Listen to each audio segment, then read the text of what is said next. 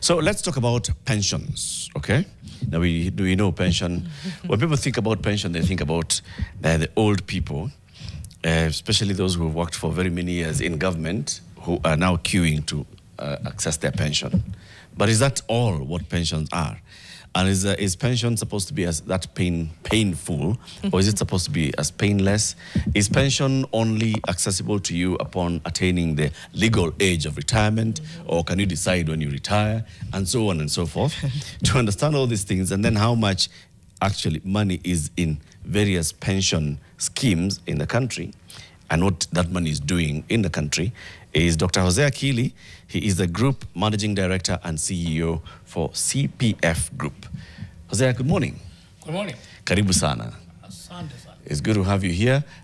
This is where we fix the nation one conversation at a time, where we do it every day, every weekday morning, 6 a.m. to 10 a.m. Today, you will teach us a lot about pensions and what pensions do. But before we do that, Jano is going to welcome you with the day's quote. Absolutely. And the quote is somebody who said something, and let's see whether those words make sense. Whether that something means a something. Whether that something is something. Ellen is anything. Ellen Johnson Sirleaf, she was the first elected female head of state in Africa, obviously, so that's her legacy. And she has gone on to say many profound things, one of which was in 2011, during the Nobel Peace Prize lecture. She said, "The size of your dreams must always exceed your current capacity to achieve them." Right? The size of your dreams must always exceed your current capacity to achieve them. Do you believe that? I do. Yeah? Yes. I mean, great people and great things are done by minds which go beyond the current environment we are working in. And that's how the world has been changed. Yes. Yeah. So don't be held back by your current. And I guess, Jano, then this also talks about when you're thinking about retirement and all, and your dreams for the future, because all these things are about your future. So your dreams for financial stability, your dreams for stability at that old age should not be discouraged by just looking at sasa, lakini hii pesa hata siwezi kulipa. Yeah. Hii sasa unaniambia niweke pesa ya retirement shule. Na bado ninalipa loans. I'm doing all these things. Watoto ndio hawa ndio wanaanza sasa kuingia shule. A lot of people retire into poverty. I know we'll get into that. So you're right. It shouldn't be that your current situation discourages you from what can happen after. Yeah. I'm sure that's how you work, CPF. What is CPF? Let's start there. Yeah, CPF. Charity Pickings. Charity Pickings. Pickings at. Actually, Why? At the farm. Yes. Charity Pickings at the farm. Okay, there are two meanings of the name. The basic name comes from exactly our core business, our core customers. Yeah. That is the county governments, that is county pension fund. So that's CPF. But then, because CPF is also a group of businesses which have been battered by those county pension funds. There are actually a number of them which we administer. But then we have the administrator of the pension funds being CPF Group Limited. And that's why I'm the CEO of that institution. Yeah, I hope in a nutshell you understand. Yeah. Therefore, that CPF is the main name is for county pension fund for employees of counties across 47 governments. Yeah. So when county employees are deducted for their pension, that money comes to you? Absolutely. All of them? All the money comes to us. Counties have only been in existence for the last 12, 13 years. Before that, we had local authorities, and the local authorities had their own pension arrangement. Yes, we had actually 2 retirement funds before counties came in. We had local authorities pension trust, which is the acronym is LAB Trust, which is still in existence, but on a sort of winding up stage because the local authorities are no longer in existence.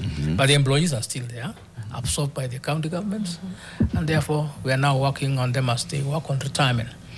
Then we had another fund called local authorities provident fund, which there's a difference between pension and provident.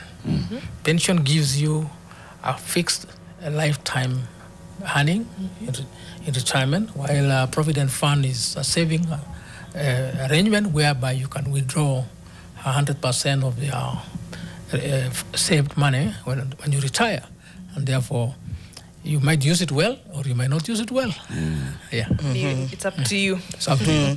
So what is the current status of pension coverage in Kenya?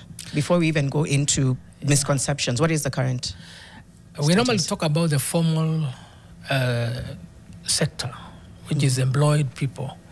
And the formal sector, if you assume that's 100% of coverage, imagine we only have about 25% of that as the coverage. So there's a whole 75% of the formal sector not actually saving for retirement, in the formal manner. So then that leaves out the informal sector. And you know, if you look at the ratio of informal sector to the formal sector is quite high. The informal sector is quite high.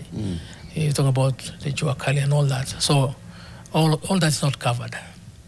I think it's important to understand that there is a role for government to, in many countries which have developed their social security systems, there is a first layer of social security or pension for every citizen. And that's what is missing in Kenya. We have to think about it. And it is normally tax-funded. It's a tax-funded pension for everybody. I think we might have to convince Kenyans that it's time for you to moot your own tax-funded pension so that when you retire, the government will actually provide you with a pension for life. And then we have the employer. Most of the schemes we have are employer funded and supported and co-funded by the employees. So if your employer has not made arrangements, then you don't get. But of course, we have a third layer, which is the NSSF. The NSSF is a pension fund which basically takes care of majorly the formal sector also, and it is mandatory for everybody. So that's the third layer. Then we have the individual arrangements, which are normally made by mainly players who organize pension funds and register them with the Retirement Benefits Authority, and then you just voluntarily save. So those are the ones we have in our country. I want to go back into this. What you said, only 25% of those who are formally employed contribute or are under pension. Yeah. How is that? Formally employed means that these are the ones who are recognized as paying payee, right? Yes. So then they are also paying statutories. Yes. One of the statutories is NSSF. Yes. So the assumption here is that everybody who is deducted for payee is also contributing towards NSSF. That is the assumption. But the biggest problem in our country is compliance. Yes, there is many macro and maybe small and medium-sized companies and operations which do not necessarily comply. So there is an issue of compliance. So do they deduct their employees? No, they don't deduct. But that means they actually operate formally because they have somehow, but at the end of the day, they are not fully, they have not gone there. But I want to say that the current NSSF law has tried to actually widen the net a bit, because previously you were required to have only, the previous NSSF used to require that you must have 5 employees for you to qualify for them to join NSSF. Right now, it doesn't matter. So long as you are a former, you're a recognized business, you should be able to, you're required to register your employees and make contribution for them. So that is how the situation is. So it's actually still a tough one. Of course, it's very important for Kenyans to understand that there are interventions which have been put in place by the government through ASLA Fund. You know, ASLA Fund was set up, and there is a component called the saving component, which is a deduction of 5% of any borrowing by the ASLA member, which goes to a pension arrangement, which is called Kenya National Entrepreneurs Saving Trust. We at CPF Group, we are the administrators of that particular saving trust, and there's a need for it to be given more impetus to grow bigger and bigger. It might be the solution to eventually to universal social security for Kenyans. Sorry, the 5% goes to? It's a saving trust. It's a saving element. So it's a good idea because it's sort of like made automated. So when you borrow, 5% goes to that arrangement. It goes, and it's run by CPF? We are the administrators, although we have yet to start, the government has yet to launch it formally. So we are ready, waiting for the launching to happen any time. But the savings have already been made. I think there could be close to 4 billion already saved there. I still have questions. Yeah. Let's just, before we move forward. So right now, somebody assumes if they are employed and they're intentional about their own pension, then they assume that the deductions are going towards it. So, but you're saying some companies do not comply.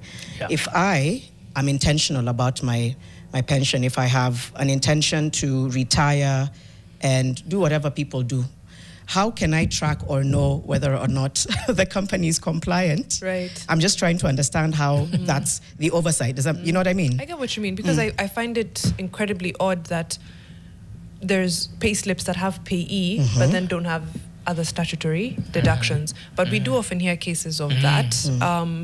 And even payee sometimes is not remitted, to be quite honest. And I think I've spoken about this before. So I'm not surprised that then NSSF deductions, former NHIF, now SHA deductions might not be going where they're meant to be. But please kindly elaborate. And even on the fact that some people just don't, it's not that they're deducting and not remitting, they're just not deducting. Actually, it all starts with the view of the citizens about pension. And you will know it because the young people will tell you that pension is for the old. It's never a problem for anybody who thinks that they're just starting in life. Now that view, and also the hierarchy of needs, you know, there's a hierarchy of needs, is never a top of mind need for pension before you reach retirement age. So that's why compliance becomes an issue, because there is no pressure from the employees of those many companies to have their employer actually do the right thing. And that's what makes it easy for employers to avoid it. On the other hand, it's so expensive, even for NSSF, it's so expensive to pursue compliance. There's another way in which it may be required to sort of make this happen. You assume that there was a single payroll for all these employers, then maybe that would be a way of managing some of these things, and even the taxes. But these things have worked well in the formal sector, where employers are very compliant, and you can thank the current level of savings to those kind of employers who have meticulously assisted the employees to save. And in many cases, the numbers are still very low. If you look at it, therefore, we're a long way to go. And that's why I'm saying sometimes things work better when there's an element of government compulsion. Yes, because at the end of the day, government is our father and mother. When you retire, when you're old, everybody will say, Serikali saidia. But these are, again, law. These are statutory deductions. They're not optional. So I'm wondering, then why there's no impetus to have compliance and to follow up on it. But just before we get into that, let's speak to Frank from Mombasa, who's on call. Good morning, Frank. Frank, good morning. Okay, we seem to have lost him. It's okay. But maybe why there's no push to then have compliance, because it's the same serikali that people will run to when they retire. As I said, just use your own example. It's very likely that when you look at your pay slip, you look at anything as most likely like a tax. When you think it's a tax, then you actually feel as if it's why should I have got more as a burden? I need money now. Somebody is telling you need that money for the future. So in terms of the relationship between the government and the people, yes, the government should actually compel people. But actually, we have also our constitution, which says freedom of choice, freedom of everything. We have that challenge, and constitution is superior than anything else. So it's a challenge, but I think we need to accept as Kenyans that our savings rate is very low, compared to other developed countries. For example, one of our leading savers in the world for pension and other savings is China, at a rate of 55% of earnings. So here, 55% of earnings. Yes. Go to savings in China. Yes, and the other countries like Japan and others are following second. So you are looking at a situation whereby we are doing very badly, and that's why when you look at we are most likely to complain when the deductions on our pay slips even go to almost 50%. Yet that is that's necessary for us to be able to really sustain the kind of lives we need to have now and in the future. Right. Yeah. So this is my usual problem. a lot of our policies, our bodies, our ideas, is that on paper, amazing. The idea of social security is amazing. Pensions are amazing, and they work almost every like elsewhere in the world. There's places where pensions work, and they are exactly that. They are security for the future, and if they're invested well, they grow quite well, and they're able to even drive the economy from other perspectives.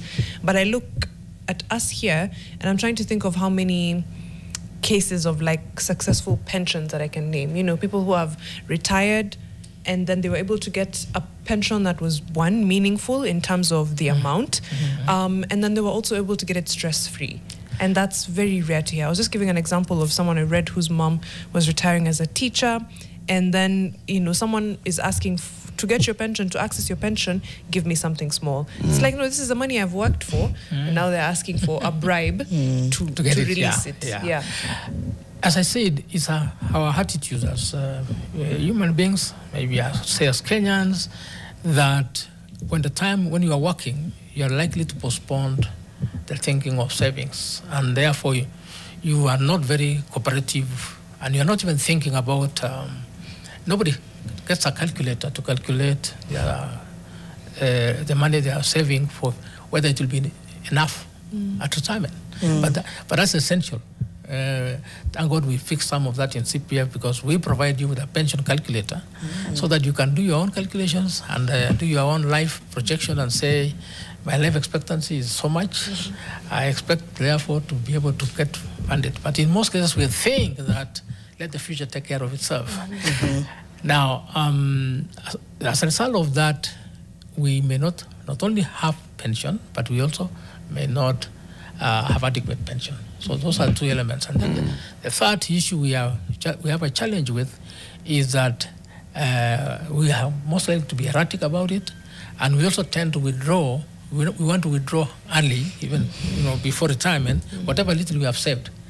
And I can tell you, you might see riots if you tell Kenyans that you must save something like even 20%, which might be the calculated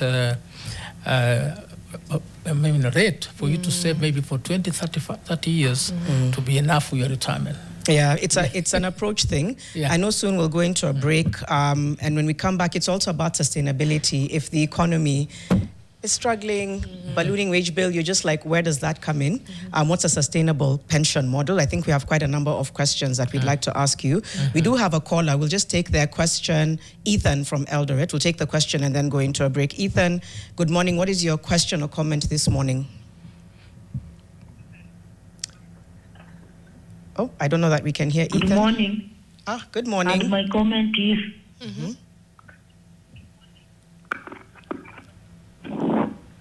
can the government really keep their promises about giving money to the retired ones? Giving money to? To retired. To retire. Can the government keep its promise? I believe is what. Do you have any experience that you struggled with getting your retirement benefits for you or someone you know? Okay. Okay. And we do invite you to call 0719038858. As the conversation continues, you might have a question, a comment, a concern. Either a relative has struggled getting their pension fund. But yes, we are in studio with Hosea Kili, who is part of the county pension fund, talking about all things pension. It affects all of us, but do we know that? It's coming up to 7:30. We'll be back after this. Yeah. Hosea Kili, who's the Group Managing Director and CEO of CPF Group, is our guest this morning. CPF Group is a group that is the manager or administrator? Administrator of the county pension fund. So all the employees in the county go here. But not only this particular county pension fund, you also administer other schemes. Yes, we do administer the other the national government public service pension fund. It's called PSSS or PSSF. It's one of the newest funds because it started around 2021 in terms of beginning. But its growth is amazingly, big, because from zero contributions in 2021, right now it is over and above 200 billion in savings already for more than 400,000 civil servants. That includes the teachers, all the teachers in the country. That includes the police service, and also the prison service, and the rest of the other discipline service, apart from the military. So what? Yeah. Okay, I'm trying to think what inspires the need now to have a separate pension for civil servants aside from NSSF. Yeah, for you to understand that, the structure, is based on an international convention arrangement, ILO convention, which prescribes the kind of arrangements which should be there for savings. As I say, the first, what we normally call Tier 1, is actually the basic pension, or what we call the social security, universal social security, which is actually offered by the state, state-funded. When I say state-funded, you must understand that somebody has to pay. Yes. And you'll find that's why people love going to the western part of the world, where this kind of funds exist. If you work there and you become a permanent resident and eventually a citizen, you actually get a pension, and people love it. We need it here. I mean, we really need it here, urgently. The second layer, of course, is what we call the occupational schemes. Occupational schemes is related to employer. So each employer is given, it's not mandatory yet, but unless an act of parliament says so. For the various employers, they have set up schemes. In Kenya, we have over 1,000 schemes registered by Retirement Benefits Authority. Now, the civil servants, as I said, fall into categories. The national government with their own scheme, and they have two schemes. The first one is the old one, which is the defined benefit pension, which was not contributory, has never been contributory. The government just pays civil servants when they leave. The second one is now this contributory one, which, as I said, is the one I'm administering. And then we have NSSF coming in as the mandatory for anybody who has not established their own scheme. So if you have not established a scheme as an employer, then the law requires that you should be there. But you also still have to contribute to NSSF, even with an established scheme. Even if you have an established scheme, things are different. Other countries, like in the region, Uganda, Tanzania, and others, the people who are already got their own schemes are exempted from the NSSF equivalent. But in Kenya, it has been combined. You still have to contribute what we call Tier 1 to the NSSF, and Tier 2 of your pension goes to your occupational scheme, where your employer contributes also for you. Then we have the last one, is individual, as I said. That's voluntary schemes, and they're normally run by players like ourselves. We have, in our case, we have M-Pension. It's a mobile-based pension which you just join using your phone and keep on contributing every time you want to contribute. So that's the arrangement we have in the country. It may not be perfect, but it is there. It's there. So currently, for all civil servants, like the ones under PSSF, Yes. they are deducted from their pay, a contribution, Yes. and then the government contributes. The balance. Actually, the rate is equal. about, it's not equal. The employer contributes 15% of basic salary. And the employee is also required to contribute 7.5% of their salary, of the basic salary. But the employee is allowed to do what we call AVC. AVC stands for Additional Voluntary Contribution. It's available for all the pension funds in Kenya. You can always do an AVC. So that's it. But when you look at that, I still say as a practitioner that does not go for, give adequate pension. Because I will tell you the international standard for adequacy of pension is actually backed at you attaining what we call income replacement ratio of 70% roughly of your last pay. The last pay you are earning before you retire, you need to have it replaced by your savings up to 70%. That would be the best, because the assumption is that when you retire now, you're no longer having other expenses. So you can lose 30% of your income, which you are, and that is a measure. That is the international standard for measure. And it is normally this kind of measure is always given periodically by actuaries who calculate these things.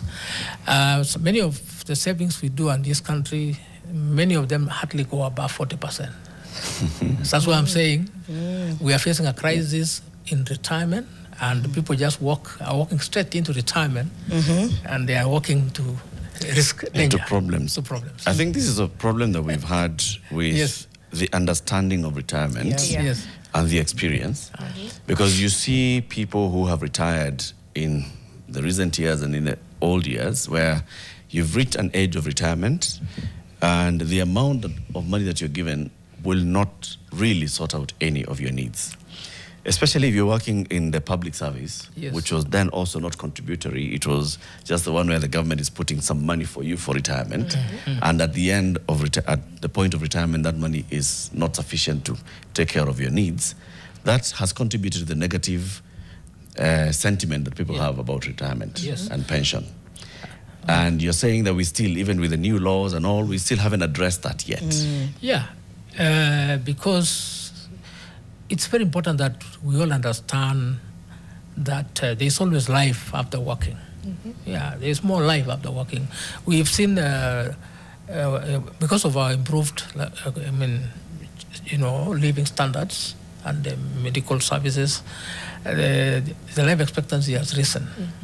And although we have an average measure for life expectancy, it's not really as, it doesn't mean that everybody will live only, let's say, to 67 years.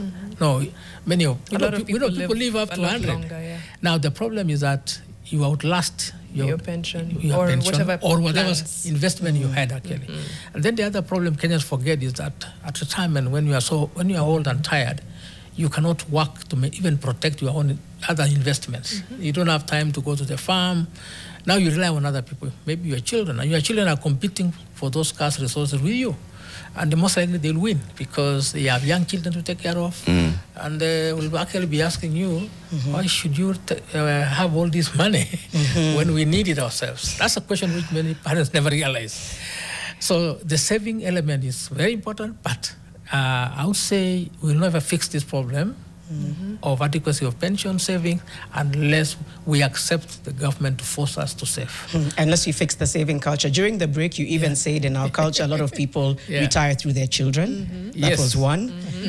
You also gave a comparison to how other countries are able to attain. You spoke of China and Japan. But I think it's important to speak to, and I know that's what we're beginning to do, to those misconceptions. I'm sitting here thinking, I don't know that I've given a lot of attention to pension. I know I should. And I'm trying to figure out what my barriers are, even with access to information. And I think it's because we're in an era of survival mode. And I'm like, if I'm just surviving now, motivate me to understand how to plan myself to appreciate pension. But right now, and I think a lot of listeners and viewers are feeling the same way. So maybe speak to that misconception to just encourage people. Yeah. And then speak to comparatively what you've seen other countries do as well. Absolutely. Right. Not to challenge you also, Hosea. I don't think that compulsory deductions are the answer. It's if you don't get people to buy into why they should save for their retirement, whether the deduction is compulsory or not, people will find their ways around it. They'll, if it'll be like, oh, it's compulsory for formal employees, everyone will now suddenly be a contractor. There's always a workaround. So it's for people, it's for getting the mind shift to understand that I need to save for my retirement, regardless of how hard things are right now. And I'm thinking of today and tomorrow and next month, but somehow I still need to be putting aside money for retirement. I want to tell you, Mariam, ask yourself, despite the fact that it's mandatory, I agree with you that making it mandatory is not enough. It's the issue of enforcement. Look at now, people need medical services. We need medical insurance. We do. But how many Kenyans who are not deducted by the employer and given to the money sent to SHA to do it? If I was looking at the latest position, they're actually the working class who are the employees, who are being deducted by the employer and remitted to SHA are entirely funding all Kenyans as it is. Last year, the first 1 year, all those millions of Kenyans who are beneficiaries of SHA have only contributed hardly a trillion. It's only hardly a billion. It's only around 900 or so. Less than a billion. Less than a billion. Contribution from the entire Kenyans who have registered for SHA, who are supposed to do it voluntarily, they are not doing it. So the challenge is that unless we have a kamukunji with ourselves as Kenyans and want to really do serious fixing, and I'm talking, I'm a practitioner and I'm very realist. Me, I believe that the only thing which Kenyans must accept is that let's have two elements: a tax collected from every citizen using the most latest technology solution for pension. So that it is, it is there. And you said two things that are sure in life is death and taxes. And then the second one, the second one is this medical issue. We have as members of the retirement industry, we push and we have actually have in place something we call post-retirement medical fund arrangements, which can be done by your employer. It is a good thing to do because it makes you save now for medical premiums after retirement, but it's still not fixing the problem because many people it's voluntary, so people don't do it, and yet they need it after retirement. In fact, the time you need medical services seriously is when you have retired, and that's why people find that the little savings they had is wiped out by a single event of illness, either by yourself or the rest of the family members. So these solutions can only work when we have tax, which is universal for every Kenyan, which addresses social security or retirement, and the other one addressing medical. Are there countries that have done this? Absolutely. Like? Let's go. First of all, most of the European countries have social security. South American countries have some of the best. Countries like Chile and Peru and others have one of the best social security arrangements. It means that everybody retires to a pension organized by the government. I suppose I've talked about China being a highly saving country. And then just generally the rest of the world who have really done it. In Africa, we have cases like Mauritius. Surprisingly, Mauritius, old people are taken care of very well. They even get food, free transport, because it's an arrangement made by their own government. And the agitation is important. So the saving element in Mauritius is much higher than most of African countries. And we cannot complain as Kenya, whose size of the economy is bigger than even Mauritius. and yet Mauritius is ahead of us in social security. Right. But speak to Janet's question, though. Yeah. When No. she asked, it's Convince me. Yeah. Now I want to convince you this way. Yes, please. Talk to the Yeah. median age of Kenya. That's is Yes. 19 years. 19 years. Ideally, Yeah. then you should be having a lot of money, Hosea, that you're managing. Yes, But you're not. I'm not. Now convince this 19-year-old. Because, as I said, go back to the law of which describe about the hierarchy of needs. The youth think that the issue of saving for retirement is an old-fashioned thing for the people who are old. So we think pension is synonymous with old people. So it's not my problem. It's not my problem. Secondly, I've had something the young people call YOLO. You only live once. You only live once. And that kind of attitude really does not, those people, if they're in charge of government, most likely they will never even want anything which is like pension and But anything. you do only live once, Hosea. Is there another It's a chance? fact. There's a life. and you also have responsibility to those you care for. That's true. Absolutely. So what I'm saying is that's the first thing. Pension is not top of mind. The first top of mind thing is, do I have money for my weekend out? Do I have money for my outing with friends? That's it for the young people. Do I have money for clothing? Allow me to challenge you on that. As a one. young person, allow me to. Yeah. Let's take Before, on. I think the do I have money for outings or Yeah. that's a middle class, and going Okay. above problem. A lot of young people, it's where am I going to find work so that I can make a living, so that And I start can my life. start my life, so Okay. that I can move out of my parents' house, so that I can perhaps fund my next level of education. That is where most young people are. It is finding work. I have the degree, I have the diploma, I have the skills, I have this, I have that. I don't have money. No, Mariam, I'll challenge you. Okay. That the ultimate purpose for looking for employment is not for the sake of it or earning any. The money is intended to enjoy life. Is that right? And to do all these things which we want, material things and everything. That's what the ultimate reason is. I've been an employer for some time now, and a big number of our employees, when I ask them whether are they looking for a job to do, or are they looking for work to do? There's a difference, I hope you know. So in most cases, they're looking for a job because it leads to income, money. But if you give them work without money, they will not do it. So those things I've heard so much when the young people come for interviews, they say, I'm looking for a challenging environment.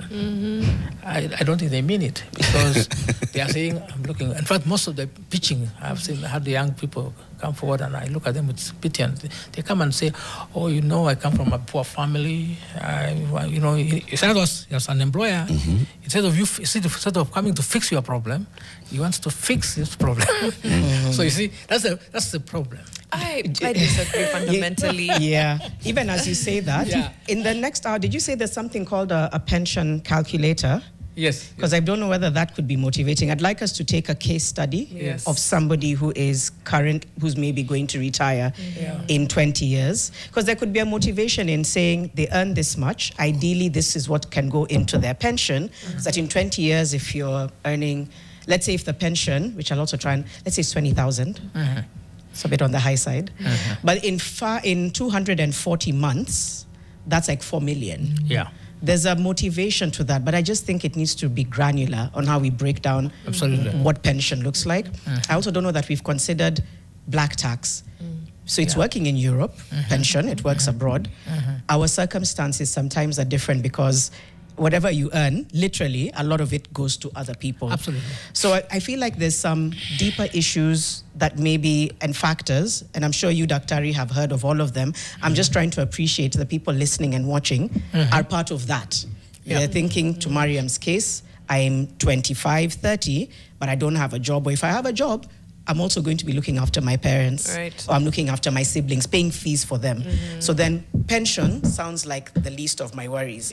So maybe you'll come back and motivate people based on that reality and really break it down. Because I think if they see far and hear a figure, that's motivation. You know, the only thing, Janet, which makes sense, is if we had a chance of, if you had an opportunity to do a spiritual journey of your future, into your future.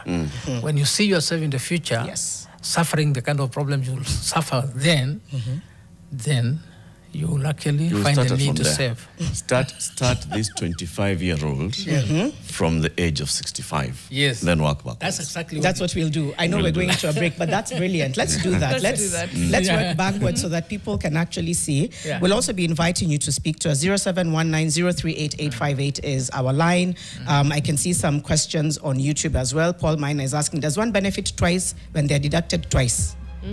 Does the government invest with NSSF money or any other pension money before the pensioner retires? That's a great segue actually into what we need to talk to Dr. Hosea with about that. What does that money go to do when it's being deducted? You know, in like now he's sitting on 200B from civil servants, public, national government public officers. Yes. We'll be right back. Yeah, we'll be right back. Take your questions and comments and right back with the conversation. It's coming up to 8 a.m. Okay. Our conversation continues with Hosea Kili, the Group MD and CEO of CPF. And this time, we want to talk to a 25-year-old, right? So let's say 25-year-old. Many of the 25-year-olds have finished college, they've finished university, they're starting somewhere. Yeah. So this is the point when you're getting into employment. And you're telling this person, you know, start thinking of, anafikiria kununua tenje, TV, nini, alafu namwambia pension. Sure. Pension takula lini? Ukikuwa 65. What is the legal requirement, retirement age in Kenya? The standard in the formal public sector is 60. 60. Yeah. So let's talk about this 25-year-old turning 60. Okay? Convince them, Hosea. Yes. This is an elevator pitch. And we can use why an amount they need to do that. And instead, we can start at take them to 60, to this age of 60, and how life will be looking like for them at the age of 60. Yeah. Yes. So at 60 years old, first of all, the energy of the person is totally dissipated, and they really look forward to a rest. So you are looking at yourself, you should have a fulfillment, you have at least your own house, you should have sorted out around before. So you should not be having expenses around rent or something like that. We should not be, you should have saved for medical, because medical will still be there for yourself and your spouse, if you are part of your life. You may have some grandchildren, because there's no guarantee that the children you give birth will have a job or will be responsible. When they are not responsible, the problem of raising the young grandchildren comes to their grandparents. And then the second one is that now you say, normally it's promised that now is a time to have, for bliss, it's a time to enjoy life, you know, to do those things you had never had time to do, like traveling. So you need money for traveling.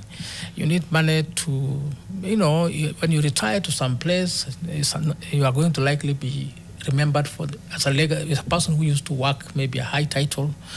Now in the village or somewhere you are retired, you end up becoming always elected the chairman or something to sort out problems in the village. And of course, the source of your contributions is going to be your pension. So that's why when you really do the calculator, you need to look at all those needs. And then, obviously, you'll still want to be having adequate funds to just have a drink with friends whom you still have a lot of time.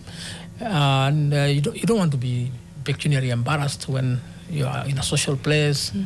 And you need to keep to grandchildren and many things of that nature. So that's the life you'll have in retirement. But now, if you never plan for it, those will become painful moments because you have nothing, completely nothing. Some people may think livestock, if you are from farming community, is a way of retirement pension. Others think that if I have real estate, my properties like rental houses, they will be helping me to do that. But the challenge is those things have a what you call a life expectancy of their own. Right now, if some properties are in good locations and they are worth something, but in many years to come, they will have been passed over. You don't even have money to refurbish them, and nobody wants to occupy those spaces. So those are things people don't expect. Now, the only money which you can say is really secure and it's yours is the pension, because it comes from somebody else who takes care of it, and it comes straight in your account. And because I pay pensioners a lot, both in Kenya and out of the country, because I still pay pensions for those civil servants who used to work in Kenya before independence. So I know none of them are stand off to say I don't need the pension. Especially at that time of collecting. Peter Gitura says to get younger people on board pension schemes, they need to hire young people to market the pension initiatives. 100% that's really good feedback. Still, Mike, the one, very informative discussion. Most of this pension plan talk don't happen until one gets older. So he's appreciating us for bringing it up right now. Maurice Omondi says, saving for the future is absolutely great. The future isn't necessarily at retirement, but also for rainy days that come without warning. Save more, invest wisely, spend smart. So I think we also have Paul Miner's questions. I don't know whether we should get to that. He hasn't finished. Oh, he hasn't finished selling the pitch. And I was going to, I still had an pitched. alternative. Because you've given us what will look like, at 60. Yes. So you've not told me what I need then to start contributing and so on and so forth. Then, because you're telling, I've been alive for 25 years. Hosea. Yes. You're telling me about 60. 60 is more than double. How long I've been on that? How long I've been alive. The message for the young people is something called sacrifice. Yes. Many of us don't like that word because it means postponing the things you need to have now. And which one do you then sacrifice? And that is a challenge which, if you see, every young person is grappling with, because the in thing is, you must have money for the things which everybody is spending on. And therefore, sacrificing is a challenge. But if, for example, if you want to understand how difficult it is for savings to happen for young people, talk to insurance selling agents, how difficult it is to do that. And that's why you will come to agree with me, with a lot of experience and knowledge I've garnered, that the only serious way of saving, and that's what the Western, all the developed countries who have done it, have had to do it. The first layer of pension is mandatory. That is the universal one. It's mandatory. But if particularly it's taken away so that it is not something you think about. You know it is there. And that at least provides what we call the safety net. Now, what is missing is that we have no safety net in Kenya. You've seen, for example, that the government has tried to do something for the older people who are 70 years. They're now being given something called Inua Chami, 2,000 shillings per month. That is a drop in the ocean, but you can see how much they are grappling, they are going for it. But of course, if they were asked to save it earlier, they would not have done it. So that thing brings in the government. Why government is the agent for making this thing be actually there. All right. Yeah. I was going to give you scenario number 2. 25 now. Yes. Going to 60. Yes. Yes, we're moving towards that number. Yeah. Okay. I eat the money now. Yes. All of it. All of it. Some of it. Yeah. Most of it or some of it? Okay. Let's go with most of it. Yes. Eat the money now. Yes. Travel now. The travel you were saying that is going to happen after retirement, I do it now. A plane goes up, there's a high chance I'm inside. A new restaurant opens, there's a high chance I'm inside. Yeah. I put aside some small monies for investments, things that I can build over time, things that are, feasible. Work until I can no longer work, get closer to retirement. Yes. Decide to liquidate my small land here, my investment there, my whatever here. Go back to the village, live off the land, start like a small biashara there. NHIF will take care of my medical. I am good to go. It's SHA. Yeah. Oh, sorry. Oops. Default setting. SHA will take care of my health. Yes. Now. So you saved, but not in pension? No. I invested, saved maybe for assets that were either tangible or investments that I could liquidate at some point. Long-term or short? Long-term. Okay. Now, yes, people tend to say that a lot. And by the way, most of the elites say that a lot. They say, I can do this thing on my own. And I've lived to meet colleagues, peers, and others who, at retirement, after many years, after they organized in that kind of manner, they actually regret and say, I wish I had accepted the formula which is there. Now, what happens is this. The pension money and other savings, it has to be denied to you. You are the worst enemy of yourself. You know, the worst enemy. So let's understand that. Anytime you are given, and you look at how many of us actually have some real serious money saved in their bank balances. Real serious money. What? I mean, What's real serious money? 10,000 sitting. Yeah, that there's some money sitting in your, your savings account anytime. I can tell you, if you do the maths, there are very few people. The numbers are... There are very few. You visit when you ukipita hivi, unaingia hapa kidogo. Now you can imagine with the technology. You know, technology now, banking is not what we used to have. They say is that the game between the money moving from the current to the savings, So to the savings to the current. Yes, true. Yeah. Like now in the US, people live on credit. It's a credit nation. So people have learned not to wait for anything. Even their pay finds them, they have eaten their pay 1 year into the future. So they are ever on a, now, imagine that there's no saving. So that's what happens to most of us. Because your current needs have a high priority, and therefore you'll keep on saying, that's a problem I can deal with later on. Now, so at retirement, you saved in some other arrangement, maybe you have a property. And in most cases, people have what we call dream investments. The dream investment is this nice house in the village or in some what you call holiday homes. And now, by the time you reach that age, you discover that those are not the assets which can be easily liquidated and converted to cash. And then when you convert to cash, in most cases, and we've seen it from people who take lump sum payments from either employer or from any other source.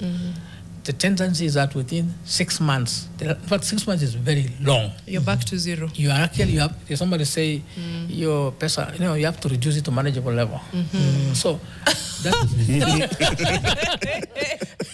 so the gamble is that, you have to. So denial, we must have, for it to be perfect, you have to have a pension or savings which are denied to you. You can't get it. By law, you can't get it because you are the worst enemy of yourself. You're the one standing in the way of, somebody here says, I've just retired. What do I do now if I'm to salvage anything, not relying on government pension? Yes. What do I do now? They're asking. He's Mutai John. What do I do now? There's hardly anything Mutai. When you wait until you have retired or about to retire, then you'll discover that when you do that adequacy of your pension structure, you realize there's no time to save. Because there is something in terms of pension and other savings arrangements, there is the opportunity which is available to you to invest and increase the amount. The compounding of it. Compounding element. Now, if you are got only, let's say, a year to retirement or 5 years, there's no time to even if you have a lump sum, you can't even compound it anymore. So that means it will not be adequate. You are therefore going to panic. And when you panic, then the next thing you do is that any money you have, you find that you think, what's the get rich quick scheme. And that's why you fall victim to very many get rich quick things. Ponzi schemes. Yes, and that's the challenge we have because others begin to think of even gambling as a solution. And of course, when you get into that compulsion, you find that you keep on removing money just to gamble and it never works. So these are things which cannot be gambled. It is thinking seriously. And particularly, I still emphasize that I have not seen any place which this thing is working is where government has put in place laws and structures which ensure that everybody is saving. Like now, we know very well that in many Western countries, Europe, for example, particularly, governments are actually determined by how they deal with retirement matters. Even if you mess up with people's retirement, then you are in trouble. The French are very well known for that. Good. But because of time, I really want to get into now where this money goes and how to grow it. You hear stories of pensioners getting, bigger lump sums than what they expected in some other countries because the person who was managing this money decided to put it in some investment vehicle of sorts, and they're going home much happier than they expected to be. Then you also hear the flip side of stories, which is pensioners losing their pensions. Where does this money go? Can it be used for other investments? Is it legal? Just walk us through all of that. Okay. Yeah. Lucky enough for our country, we have a very tight regulatory structure. As I say, there are many players who play into this game for risk management. We have the members who are the people who are saving. Then we have the trustees who those members have sort of mandated to be the legal owners of the assets they have saved and who have the responsibility of investing on their behalf. Now, the trustees do not work alone. They work with fund managers, asset managers. These are experts. And they have a role in Kenya, and they are regulated. Now, their job is to really find those places to put money, which, first of all, with a higher return, but also safely. Because these guys must get their money back. Yes. And then we have the administrator like us. We keep records of all these things. So we connect everybody around. And then we also have the regulator. Regulator checks and makes sure that everybody is playing their game correctly. Right. That's what is very important. That's the Retirement Benefits Authority in this case. But now, where are the investments? There are several investment opportunities in the market. But some are conservative. In other words, there is hardly much risk. And normally people say, if you lend money to the government, which is what we do mostly, that is low risk. But of course, when it's also low risk, it has got low return. But then people prefer to compromise on return and say, at least the money is safe. At least the money is safe. But again, I want us also to demystify that. There's sometimes we have seen countries whose governments have defaulted on loans. I don't want to mention country names, but it's happened even in Africa. And what happens at the savings of people, pension and others were reduced either to half of what was there. Now, the other areas of investment, of course, equities. Equities are the shares. Like you have a company here, Nation Media is a listed company. So when you guys work hard, we make some money as investors. We have those as equity market, and it's a big chunk also. Then we also have what we call real estate investment trusts. These are the equivalent, it's actually an equity structure for property. So if you have a building like Nation House, it is earning rent. Those rent can be converted into units, which are shares which people can buy. And when you collect rent, you do a dividend at the end of the year. It's not very well known in Kenya, but at Luck Trust, we have done it. We have an Imara High REIT, which is actually listed. And others include private equity investments. Private equity investment is actually a pool of funds which is normally collected from pension schemes or other arrangements and invested by experts into several companies all over the world. And that's how you make money. There are other investments which are direct properties. For example, you can put up a building. We do have some of those. Then we also have now the most sophisticated investments, which are called derivatives and so forth. These are a bit more sophisticated, but it's high risk a bit, and there are people therefore who are experts in that area. You can make more returns there. Then, of course, you can also trade commodities. You can trade commodities, gold, oil and other things like that. And then finally, there is what we call alternative investment, which is infrastructure also. Infrastructure, all these needs of the world can be fixed by using savings from people. And all over the world, I can give you examples in Africa so that we can appreciate it. Our biggest investor in Africa, a pension fund, is a GBF of Government Employees Provident Fund of South Africa, which is the biggest pension retirement fund in Africa. So this fund has invested in infrastructure through their company, which is called PIC. So PIC has invested in a number of roads, toll roads in South Africa, and many other infrastructure projects. These are they offer what we call long-term investment opportunities and stable incomes. The beauty about it, Like now we have this expressway here, which is a toll road. Now, somebody asked here before that, pension funds, since you have invested in something like this. Yes, I even did raise it one time and asked the government, why are you not offering these opportunities to the local pensions? You see, now, lucky enough, sometimes government prefer the easier route. They have been borrowing, but now they have reached the limit. They have also been using taxes, now they have reached the limit. Sorry. Now, finally, they have nowhere else to go. But the pension. So we are the kings of the So the Nakuru Summit now belongs to us now. Is now pension. We are going to do it. And I want to tell you, yes, we're going to do it. And it's basically not just going to be, I think the NSSF was mentioned as one of the pension funds who are going to do it, but we all have agreed that we are going to consolidate our efforts and invest in this thing. Because this is from the county pension fund. Not only county pension. I'm talking about Kenyan pension funds as well as insurance funds. What we are saying is that to fix the nation, they stop this over-reliance on foreigners. We have been too long relying on foreigners. When we are told investment in our country, we always think foreign investment. Now, I want to say we have two categories of investors I would like to call upon. Yes, pension funds, insurance funds, SACCOs, and even chamas are the first point of for this effort. The second one is, of course, you as individuals. We normally call you retail investors.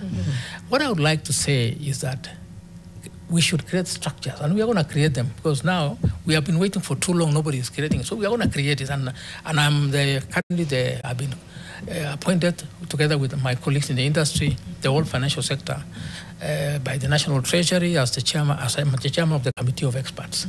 These experts are drawn from all the sectors, about 5 or so sectors, including banking and so forth. And we are trying to fix the nation by leveraging on our available financials locally. When we look at them, we actually have over 10 trillion in assets locally. But these ones, most of it we have been lending to government, and others we have actually been investing in what you call, in a disparate manner.